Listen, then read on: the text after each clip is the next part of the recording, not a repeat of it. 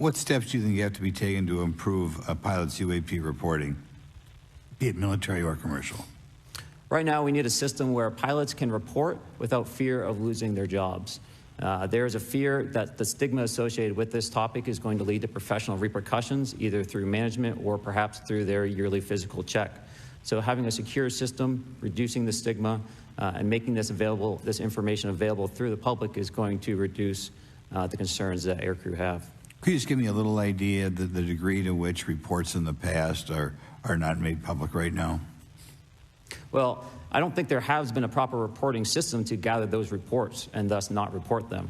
So to answer your question, I think there is a dearth of data due to the fact that the reporting has been limited up to this time. Particularly, Mr. Graves, one of the I think, concerns for members of this committee is this idea that pilots, there's no system to actually report UAPs and the stigma around pilots. And so can you just briefly, you mentioned that you're working with 30 pilots right now that have had encounters with UAPs, but you've also, I believe, discussed and know of many more pilots. This is just those that you're currently working with. Is that correct? Can you expand on that?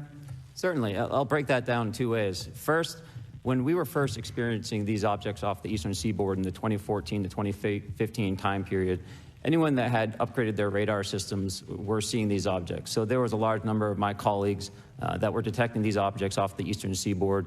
They were further correlating that information with the other onboard sensors, and many of them also had their own eye sightings as well of these objects. Now, that was our personal first-hand experience at the time. Since then, as I've engaged this topic, others have reached out to me to share their experiences, both on the military side as well as the commercial aviation side. On the military aviation side, veterans that have recently got out have shared their stories and have expressed how the objects we were seeing in 2014, 2015 continued all the way to 2019, 2020, and beyond. And so it became a generational issue for naval aviators on the eastern seaboard. This was something we were briefing to new students. This is something that was included in the notice to airmen to ensure that there was no accidents. And now with commercial aviators, they are reaching out because they're having somewhat similar experiences as our military brothers and sisters, but they do not have any reporting system that they can send us to. And let me just add, both to Mr. Fravor as well as Mr. Graves, not having this system for reporting, would you both agree that it's harmful to not just our national security interests, but to understand this phenomenon of what's happening with UAPs? I think it's actually a travesty that we don't have a system to correlate this and actually investigate. You know, so if you took the East Coast, you know, there's coastal radars out there that monitor our air defense identification zone, so out to 200 miles. They can track these, you know, so when you see them, they could actually go and pull that data and get maneuvering. And instead of just having the airplanes, there's other data sources out there. And I've talked to other government officials on this. So you need a centrally located repository that these reports go to. So if you just stuck it in DOD, you wouldn't get anything out of the Intelligence Committee because they have a tendency to not to talk. But if you had a central location where these reports would come in, not just military, but also commercial aviation, because there's a lot of that going on, especially if you talk to anyone that flies from here to Hawaii, over the Pacific, they see odd lights.